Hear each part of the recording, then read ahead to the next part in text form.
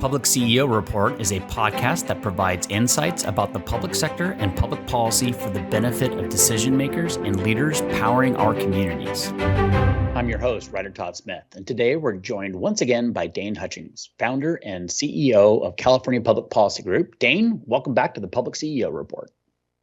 Thanks, Ryder, for having me. I appreciate it. It's good to have you on. Always love, you're kind of a perennial guest at this point, so I appreciate you coming back and have a conversation with us and apprising us of all things Sacramento politics, lobbying world, policy issues, things like that. So for the benefit of those that are fresh to seeing this podcast for the first time and haven't seen you on before, can you tell them a little bit about who you are, where you've been, and what you do now at California Public Policy Group? Sure. So my name is Dane Hutchings. I'm the founder and CEO of the California Public Policy Group. I've been in and around Sacramento politics for close to 20 years. Started my career really focusing on the private sector, working in the energy sector, representing some private equity firms in that space. From there, went to the grocery industry, worked at the California Grocers Association before making my way to the League of California Cities, where I spent about 5 years really working on primarily employer-related issues, all of the governmental operations issues that local agencies face. From there, I was fortunate enough to align and partner with the Rennie Public Law Group, where I opened up the Sacramento lobbying arm of that very prestigious public sector law firm. So they are based in San Francisco. I opened up the Sacramento office, and for about 5 years worked under John Holtzman and Art Hardinger and those partners over there. And just recently, just this October of 2024, made the decision to legally separate while we are still strategic partners and work on projects together. We've rebranded as the California Public Policy Group. It allows for us to continue to work together on clients of shared interests while allowing our firm to continue to grow and be a little bit more nimble in how we represent our clients. And so that brings us up to date, and again, excited to be here. Great. So the spun-off happened about 5 months ago, and you're now California Public Policy Group, or CPPG, for those that are into acronyms. And since we're in the local government world, Dane, we need as many acronyms as possible. It's always good for the insider scoop. I'm just curious, how's the spin-off been? What's that transition like? Anything kind of notable to share about that spin-off? Well, I'll tell you, being a business owner is definitely a new thing. It's really exciting, of course, but a lot of things that I wasn't necessarily was not my primary focus prior to becoming the CEO of CPPG. But it's been really exciting. We've grown. Our team is now a team of 11. We've got 5 lobbyists on board. We've hired 2 new lobbyists. One came from California's HCD, which, housing, of course, being a really big driving issue for our clients. Another lobbyist was a sole practitioner, actually had spent, close to 30 years working in and around California politics, and was able to bring him on board as someone to provide some more senior level advocacy for our folks. We have 3 grant writers, 3 support staff, and we continue to grow our business, and clients are fortunate, or I should say we are fortunate to represent those clients as we continue to grow. So it's been a really, really exciting 2025 so far. What's a typical CPPG client? Is it primarily local governments, given your work at the League of Cities? Is it private sector clients that have adjacent interests, or Sure. Lobbying firms tend to have some specialty areas. Some do, some don't. Some are huge, like they have dozens of lobbyists and work all over the planet. But I'm just curious, do you have a niche, or do you have a particular focus area? Yeah, so we primarily focus on local government. We have city clients that range across California. I believe now we have 25 lobbying clients. We also have a very thriving grant writing practice. And so when we were coming up with ideas on how to better serve our local government clients, They want us to help be their voice in Sacramento, to help elevate their profile, but they're also looking for creative ways to secure funding, whether that be local, regional, state, or federal dollars. And so we thought having a grant writing and what I refer to as our funding advocates, our funding advocacy team that really helps complement our policy advocating team. And so we have city clients. We also represent a couple of statewide associations in the local government space, some special districts, and the like. And so primarily in local government, but certainly looking to expand and perhaps engage in relationships with clients that align with or support local government. And so certainly not off the table by any means, but we've been growing our local government practice now for quite some time. Well, as a fellow traveler in the local government circles, I can certainly appreciate the niche and the personalities and the people. So makes a lot of sense. And Lord knows cities need help, right? They're in this constant tug of war of both challenge and cooperation with the state of California to deploy state mandates and policies, and at the same time also try to make their cities as manageable as possible. Yeah, I have I call it a dad joke or some sort of analogy that I use. I explain this to clients all the time, and with respect to the way cities engage with states or with the state of California. So I say that typically city and states are a little bit like oil and water, and occasionally you can throw a little seasoning in there and shake it up and get a really good salad dressing every once in a while, and it'll work. But when you put that bottle back in the fridge, what happens is that the oil and the water separate again, and because fundamentally, city government is not wholly reliant on the state. We want our own local autonomy, our own local discretion, and the state is really good at wanting to try and pass laws that impact our ability to provide the direct services to our residents and to our constituents. And so occasionally we can shake it up and have something really nice, but at the end of the day, you put us back in the fridge, and we tend to separate. And so it's about having that constant voice here. It's about being able to constantly remind folks who we are, what we do, and make sure that we're staying vigilant, because when times are tough, it's often that the state will come knocking on local government's door for revenue, or to try to pass unfunded mandates that put a lot more programs on cities without necessarily providing any funding to pay for them. Yeah, I 100% I see that. So I agree. I like the analogy. You are a dad, so you're qualified to provide dad analogies and dad jokes.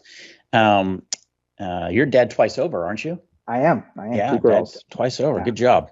And I suspect if you talk to the average resident in California who lives in a city, not an unincorporated county, they would probably tell you they're generally more pro-city, right? Like they're probably more local control in their attitude on things. And they don't necessarily always vote that way at the state legislative level, perhaps obviously, because you end up with a state legislature that, is, I guess, at times more interested from my perspective in having incursions into local control. But when you talk to residents about the benefits of local control or what they want out of it, they typically are pretty on board with, we like local control. So it's an interesting policy dichotomy in California. I'm not sure I can't round that square peg and fit it into the hole properly. So. Oh, Ryder, we could have a whole podcast about opinions on. I have a host of views about I think maybe the apathy of the average voter. The folks don't see the connection between federal, state, and local. But really, I think you're spot on. I think residents really care about what's happening in their community. And I've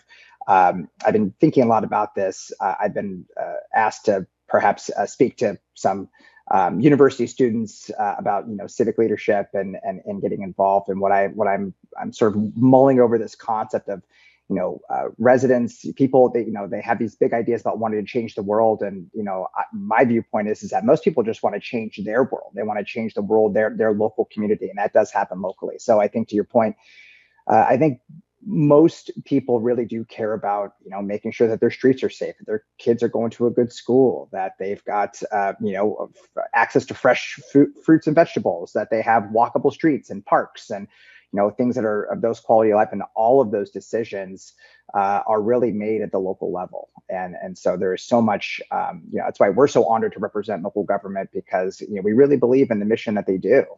They want bikeable streets and they want transportation. And these are all things that are happening, locally. And I think folks oftentimes, whether they take it for granted or they're distracted by the shiny object of these big things happening globally. You walk outside and you talk to your neighbors, and I think folks really do want to, they really care about having that local discretion, that local decision making for sure. Yeah. And like you, I talk to a lot of people. I do a lot of community engagement work and workshops and whatnot. So I get to just talk with residents all the time and hear about their challenges and concerns and frustrations. And it's interesting how often the issues that are surfaced are not necessarily an issue that the city controls, right? Or the water district controls or whatnot. And from their perspective, like, I get it, there's an old political story of a congressman who comes back to his district to do a town hall, and the only thing the constituent wants to talk about is the trash pickup service. And he's like, I don't do trash pickup. That's not my job. And the constituent doesn't care, right? And loses a vote. That happens at the local level too, where you maybe have a state highway that runs right through the middle of your town. You're like, look, I'm sorry, I'd love to fix the state highway, but that's Caltrans. I don't know what to do. And the residents like, I don't care who controls this thing. Like, let's get this fixed. So that's exactly right. Anyway, you're right. 1,000 hours could be spent just on that topic, but I'll try to return us to the issue at hand, which is that about a quarter of the state legislature turned over in this last election cycle. It was a big election. And obviously term limits contribute to the pace of change in Sacramento. So how have you guys adjusted tactics to effectively lobby on behalf of your clients in that kind of turnover? Yeah, it has been a whirlwind.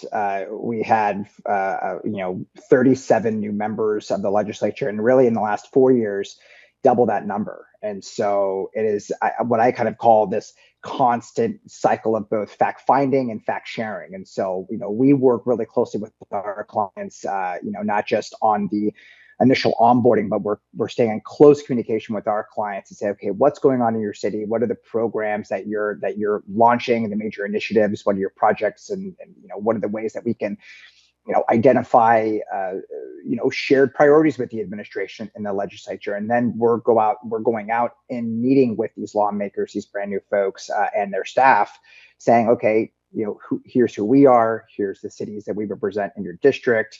Here are the things that we're doing that not only support your stated goals, but that align with the administration. Here are some major funding or policy priorities that we have that are going to impact the same residents that you represent, the same residents that our clients represent. So how do we find a way to get there? And you'd be surprised that a lot of these legislators they're not necessarily coming from local government, or they're coming from perhaps a special district or a county and haven't worked in city government before. And so we've also seen a trend where lawmakers are, instead of using what I would refer to as more like seasoned chiefs of staff, legislative directors that have been around Sacramento for a long time, they're bringing up folks in the district, which is certainly their choice to make when they're the lawmaker. They get to pick their own staff, but you're now bringing you're brand new to Sacramento. You have brand new staff that is not familiar with the process, and so what we do is we say, let's walk through how we can be of value to you. And let's try and be a resource. And so the more effective and the more resourceful we can be, and say, hey, call on us if you need any information about what's happening in your city, how things are, what potential policies are going to have an impact, the better. And so it's only been a couple of months and we still have a lot of work to do, but these folks that have been here are conceivably going to be up here for the next 12 years. And so we've got time. But it certainly is something that we have to keep that very, we have to be very sustained in our engagement, sort of always going over there and checking in and making sure folks know who we are, what we're doing, and how we can be of service to them. Yeah, it's an interesting point about kind of being newer to Sacramento and having an opportunity to connect with a firm or a person like yourself that's been around Sacramento for 20 years and can offer some insights and ideas and help them navigate that. I'm sure there's lots of people offering that, but having the 20 years of experience and being proactive about it and having the energy, frankly, to go exercise that is an important asset for that transition process. Well, and I also think it reflects upon the team that we have, because, we've done a really good job of trying to find certain folks that have really deep policy expertise in certain areas. And so while I would consider myself a generalist, I do work quite a bit in the governmental operations space. So anything in the workers' compensation world, pension world, all things elections, and really kind of governmental operations. We have Claire Sullivan, who came to our firm from HCD. So when it comes to all things housing compliance, housing element review, the technicalities, some of these bills we see just hundreds of bills that may make one little tweak to the planning process. But when you factor in the other dozen bills that make all of these tweaks, you sort of can help paint this narrative collectively, saying, okay, well, by creating all of these new requirements on the housing element or the review process, it's going to cost X amount of dollars locally. We have to go out for outside consultants. We have to take this much more time to plan and engage, and we're not going to be able to meet this timeline. Or these are dollars that are better spent that we actually can go to build housing versus paying for consultants to help us in the planning process, right? And so, it's being able to break down what these bills do collectively, being able to tie those through a collective narrative, and really walking folks through what the perhaps unintended impacts are of some of these proposals, not just in housing, but in all types of policy areas. And so it does take a sustained effort and energy, because we have to constantly be moving. And when you have 2,000 or 2,500 bills introduced every year, you think about a city government, and they touch on virtually every policy that is being proposed. And so we're tracking somewhere up to 850 to 900 of those 2,500 bills being introduced, because they touch in fire and police and housing and transportation and planning and governmental finance and rev and tax, and just it really spans the gamut. So yeah, it's I could go on and on, but it definitely is it's a labor of love. We love doing it, and I think we're really, really good at it. So you touched on, all these bill introductions, and so I want to dive into that, and particularly with that one particular focus area, because as you know, we've had these devastating fires in Southern California. They've been dominating the news cycle appropriately. It's affected a lot of people, and it's going to have a pretty dramatic regional and statewide economic impact, really. We've been my day job outside of public CEO is at Tripepi Smith, and we've been super involved in the city of Malibu in particular, helping them with communications and collaborating directly with agency staff and the council members there, and watched some tremendous work and effort and energy by the city to, be responsive in what is a kind of unprecedented situation that they're facing. They've been through fires, no doubt, but this is, some big stuff going on. And so ultimately, I'm just curious, kind of like what actions or proposed policy changes have there been up in Sacramento that are responding to this? Because this is often the case. Something's in the news cycle, and suddenly there's a bill that has to show up to solve a problem. And what should local leaders be aware of as a result of some of those bills that are showing up?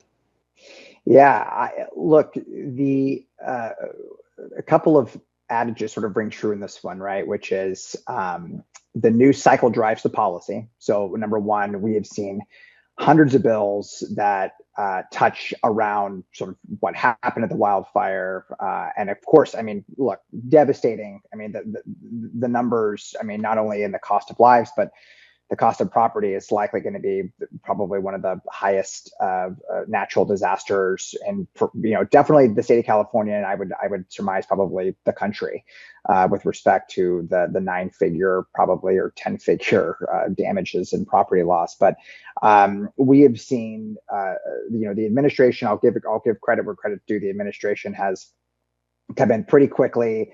Has, with a series of executive orders, has waived a lot of the CEQA rules, waived a lot of the different planning and building and construction rules to get really construction cleanup mitigated and the rebuild to start, we've seen early budget action item very early on in the year. Approximately $2.3 billion was advanced very quickly by the legislature and signed by the law into the governor to get funding down there. But we've seen dozens of measures with respect to CEQA exemptions. There's water theft legislation that we're seeing.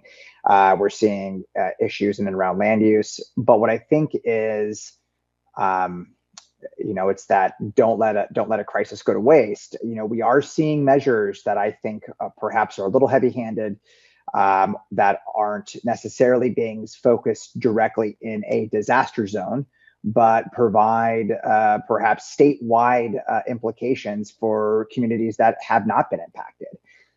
So there's a measure that's pending right now before the legislature that would essentially for the next 5 years put a freeze on all new building code requirements.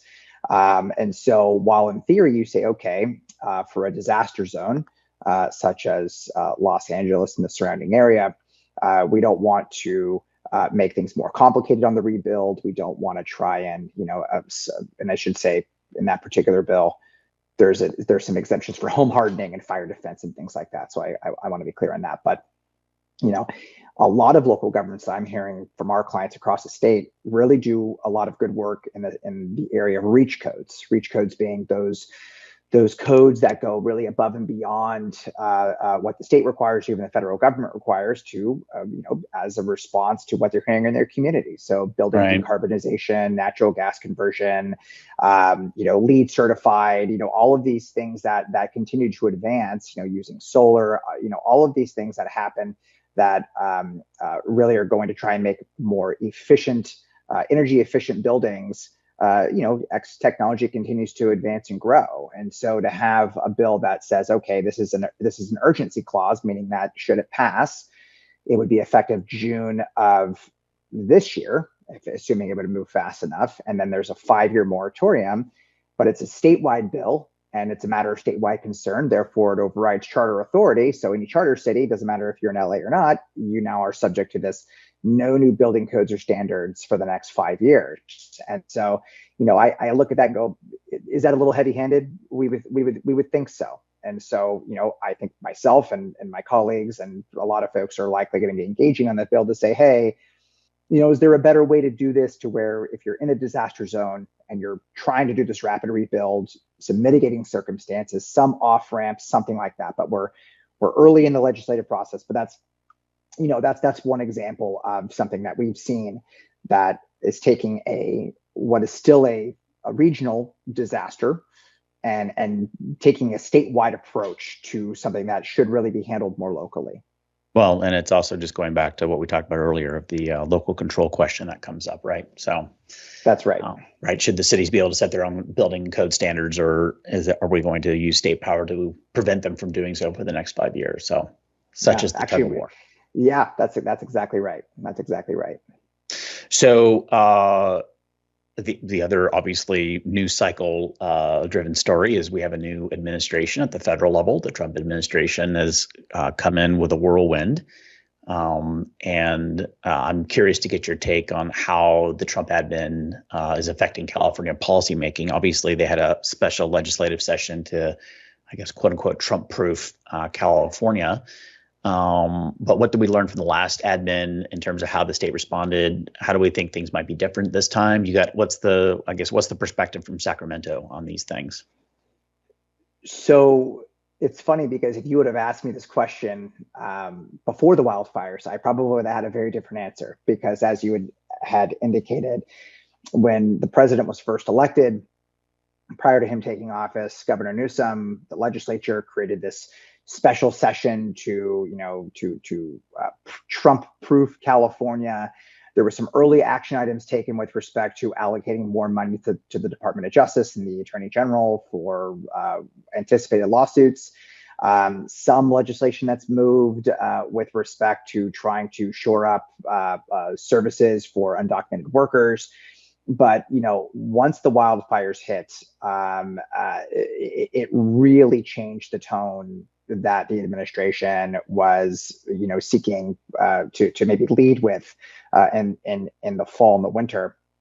What we're now seeing is this pretty fair level of restraint by the governor and the administration. I've had the opportunity to sit down with a couple of folks in the governor's cabinet, and the theme that I am hearing is, quote, the theme that we're hearing is, we're not going to war, we're going to work. And I think that is, frankly, I think that's the right approach.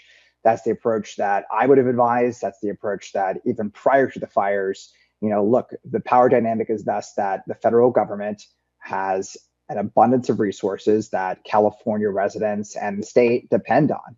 And granted, I think that, two things can be true at the same time. I think California is what we would refer to as a donor state, meaning that the tax revenues and the economy that we generate, we actually give back to the federal government as well. But when we need them, on these critical services, we need to have a good working relationship with the administration. And so, California is seeking over $40 billion in federal aid to deal with the wildfires.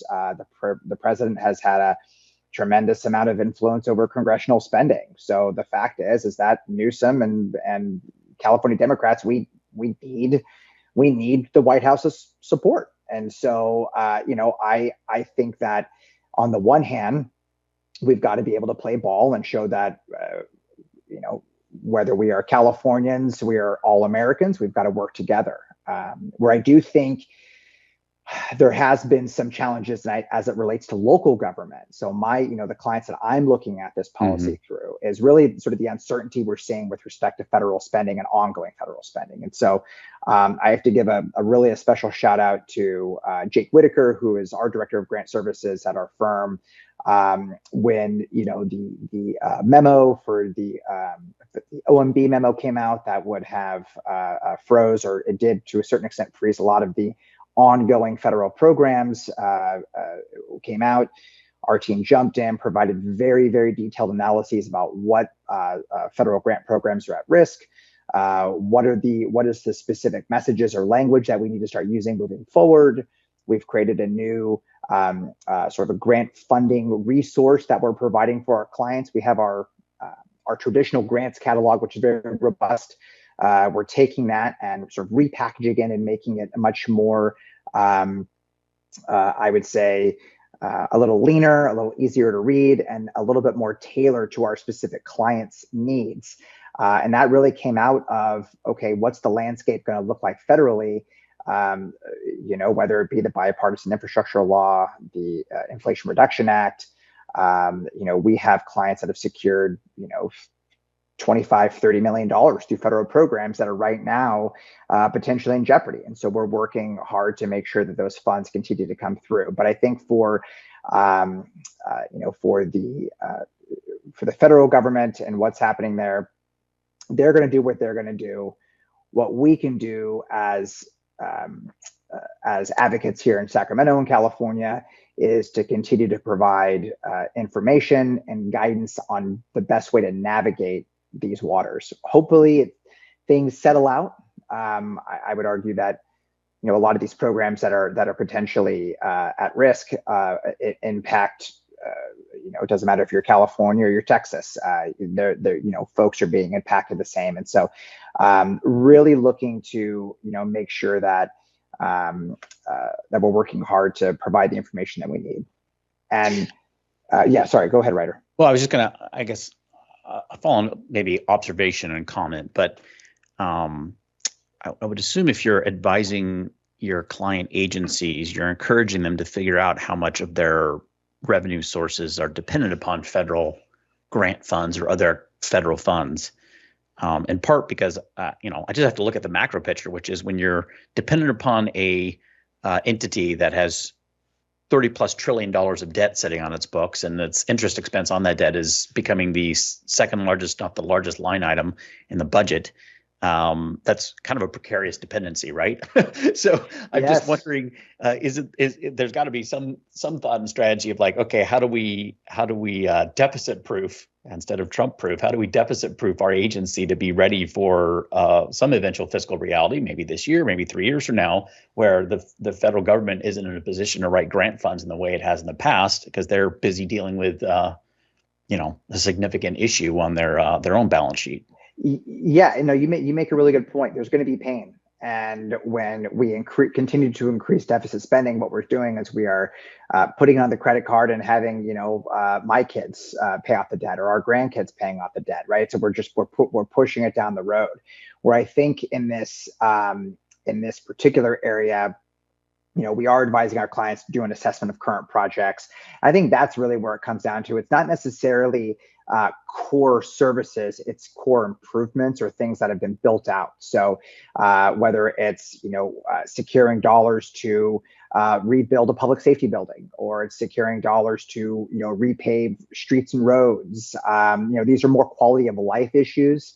And so where one of the challenges I know coming out of our funding advocacy and our grants team is saying that, we've submitted applications based on the rules that were provided. So the rules are saying, what are we doing? And on greenhouse gas emissions and equity and things like that, very, we have to draft these applications in a manner of which the audience that we are trying to court. And now that audience has changed. So it is now going back and saying, okay, let's take a step back and say, let's focus on what are the economic development, benefits of this project? How many jobs is that going to create? What's the extended economic benefit of perhaps a new transit station, or how is increasing transit ridership by helping build a new transit station going to help move the economy?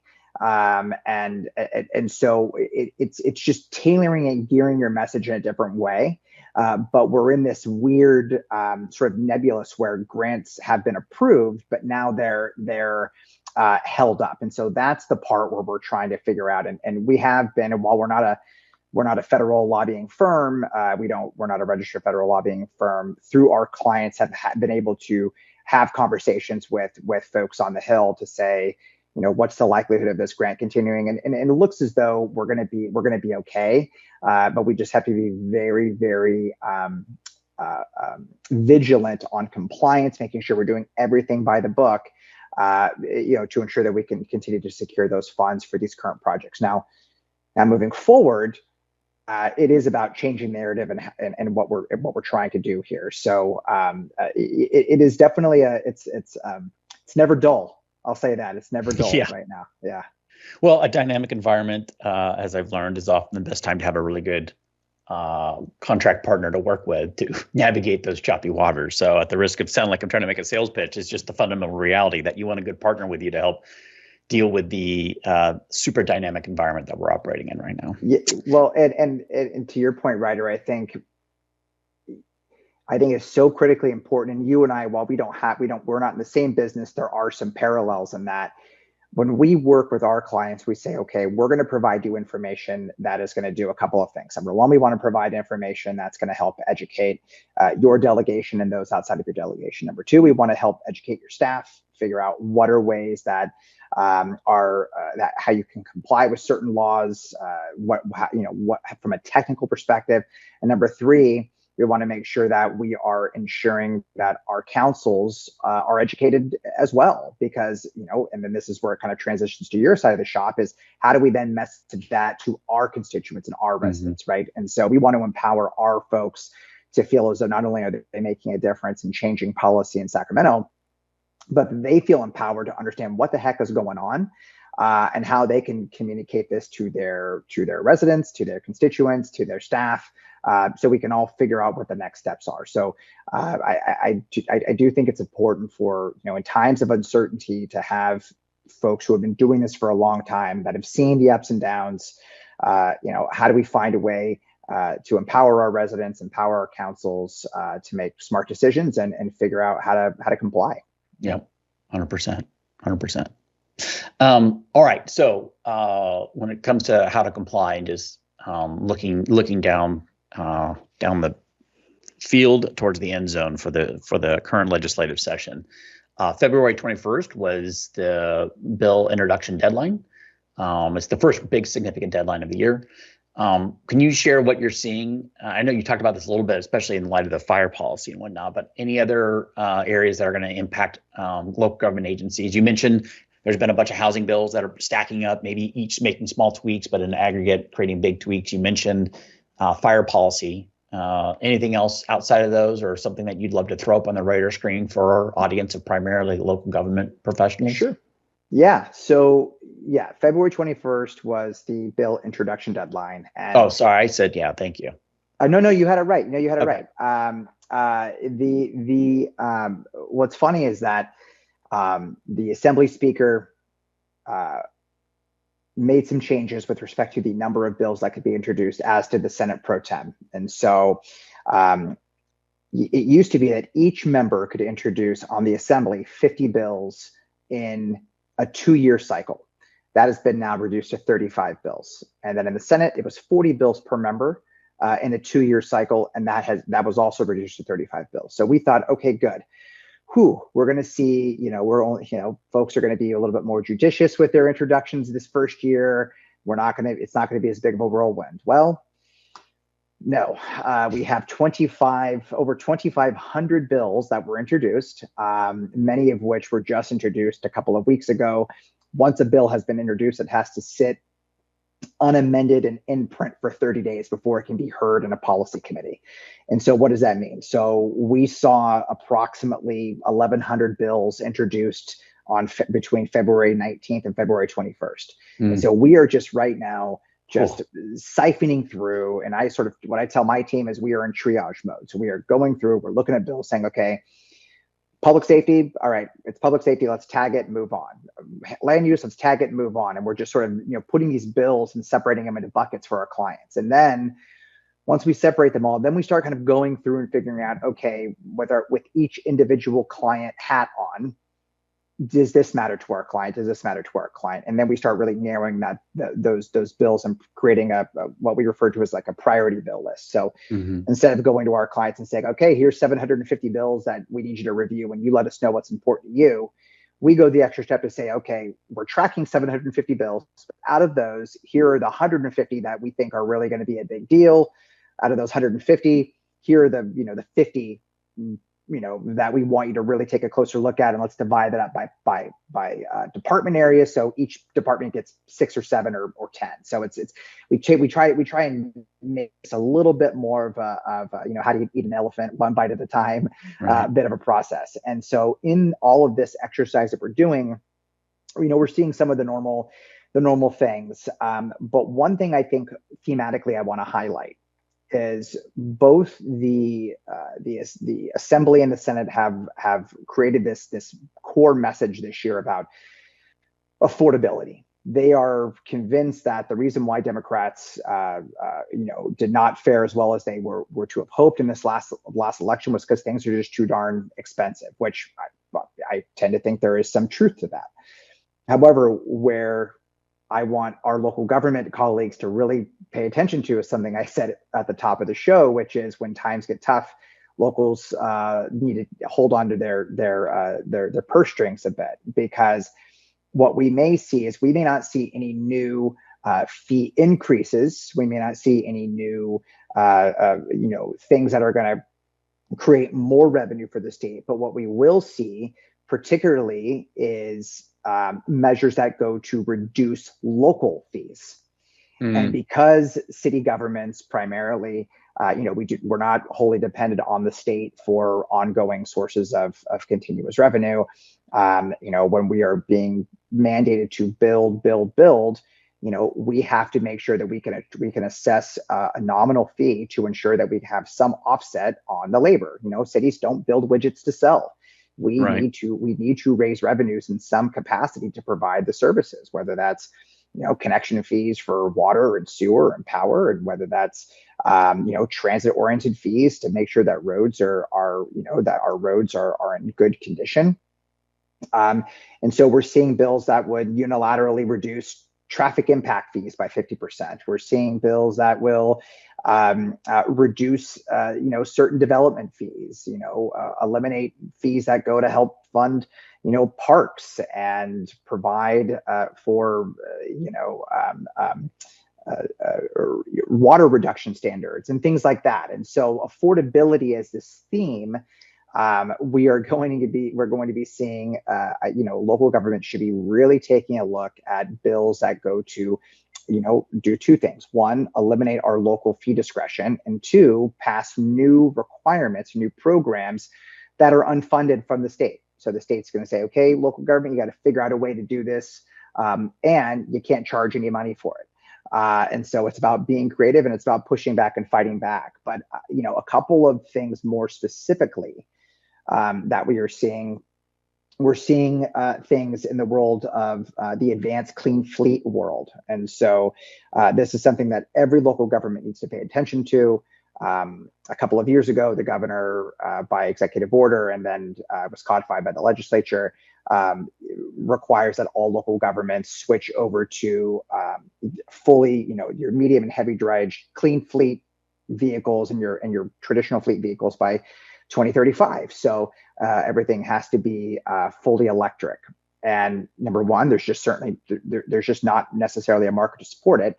The original executive order actually would have required our private entities to also switch over to where no new cars could be sold that were combustible engine sales.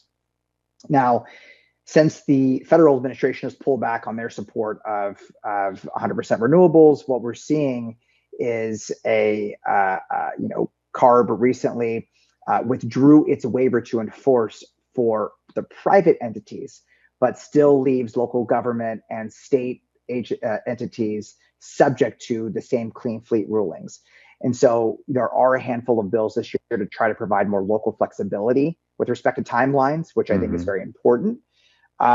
There's bills in and around governmental operations. Again, we're seeing a measure that would require this is specifically for local governments, but any service contract that could have an impact on a bargaining unit, you would have to have 120 days notice prior to issuing a proposal or renewing a contract.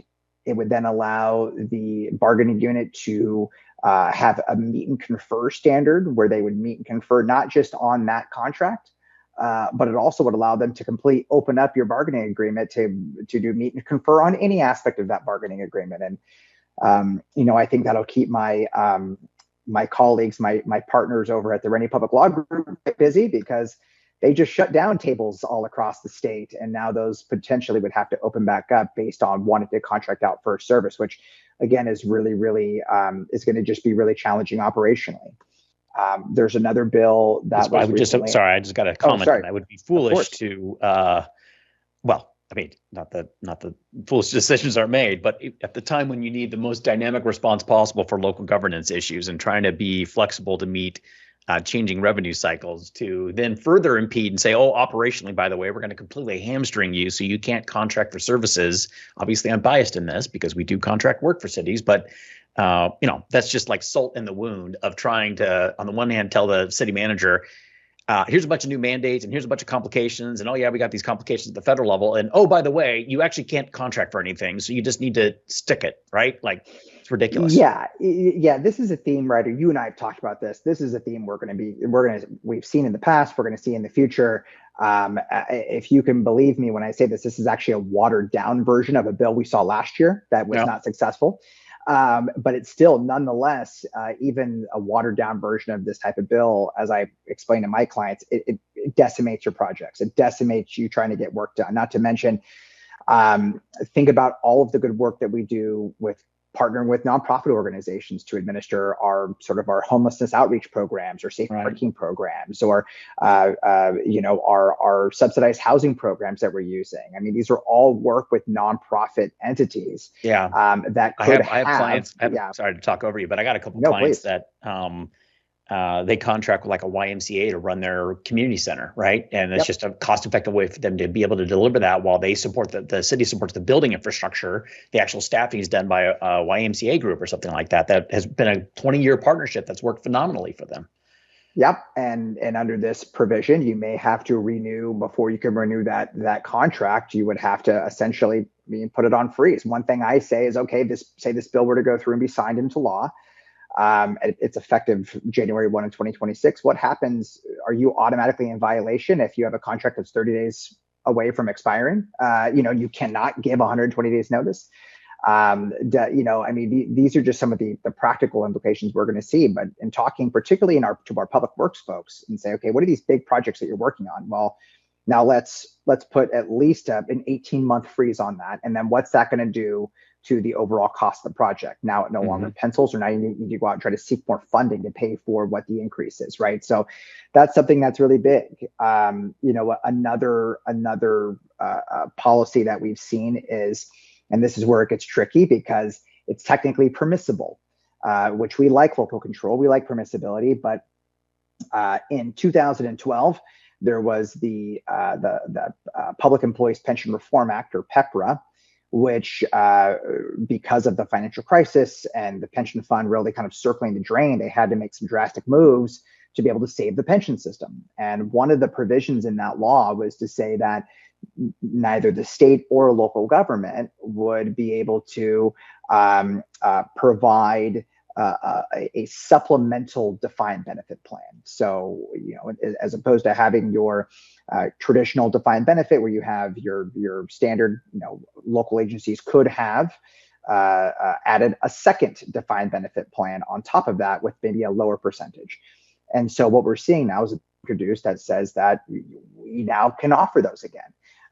And so that's not a mandate that says that every local government does, but if I'm talking to a group of city managers and they say, well, we can't afford this, but our neighbor over here does. And so now you have perhaps, public safety that is has the PEPR rate, and now they can get a subsequent defined benefit plan that bridges that gap.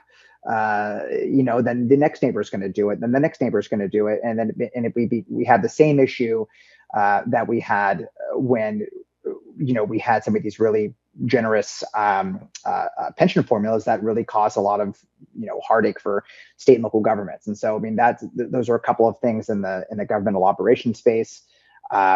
We are seeing bills in and around more, the governor's using this term of, accountability. He wants more accountability with respect to homelessness spending. That's fine. We're all for accountability. We would like to have the accountability go both ways, and not only put the feet of every housing or homelessness problem at the feet of local government. That there are other issues, other market forces that dictate these challenges as well. But we're seeing, funding being tied to housing element compliance and things of that nature. We talked about emergency response and fire, and then a host of different housing and land use issues. But these are all issues, and I haven't even touched on. We're still, going through siphoning through some of the public safety bills. I wasn't sure where the legislature was going to react post Prop 36. It's clear that voters, passed Prop 36 with over a 70% it was popular approval. Yep, it was very popular. And there's not, you can't call it a partisan issue because 70% of voters approved it. And so what we are seeing is that the legislature is taking a bit of a step back with creating new crimes and penalties. Save, and I said the asterisk being, there are a package of bills that are really going after some of those, those folks who are looting homes that were abandoned in Southern California, right, that are really making those problems worse. Folks who have, perhaps pretended to be first responders and then are just robbing people. Really scrupulous activity. Yep. So we are seeing bills that are targeted at sort of those behaviors, but I think on the whole, we're not seeing a lot of new measures that are going to create more felonies. There was a recent informational hearing with respect to Prop 36 implementation, and really the administration is sort of saying, well, you guys passed it, and now local governments have to figure out how to pay for it. And so I don't know if that's necessarily the right approach, just to wash the hands behavior there. We got to, clearly voters wanted this, and they wanted it at all levels of government for us to work together to address some of these big public safety issues. And so Like I said earlier, never a dull moment, lots happening, but we are continuing to assess, and we'll be providing our clients with really a clear view of the landscape of how it's going to play out this year. Yeah. Well, that's a lot. That's a ton. So I'm sure there may be questions for those that are listening in on this conversation. So how do people find you, Dane? What's the magical way to reach you and get your sage advice, or talk to you about one of the issues you raised, or otherwise figure out how to navigate these choppy waters?